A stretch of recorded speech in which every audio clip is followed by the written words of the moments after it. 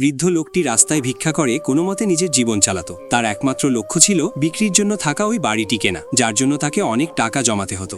সে ভিক্ষা করে পাওয়া খুচরো টাকাগুলো একটি দোকানে দিয়ে নোট বানিয়ে নিত এবং সেগুলো শহরের আনাচে কানাচে লুকিয়ে রাখত। একদিন সে দেখল তার কাছে বাড়ি কেনার মতো যথেষ্ট টাকা জমে গেছে। তাই সে পাবলিক ওয়াশরুমে গিয়ে নিজের কাপড় বদলে নিল এবং বাড়ির মালিকের কাছে গিয়ে বাড়ি কেনার কথা পাকা করল। সেখান থেকে বেরিয়ে বৃদ্ধ লোকটি সঙ্গে সঙ্গে সেই সব জায়গায় গেল এবং তার লুকিয়ে রাখা টাকাগুলো খুঁজতে লাগলো।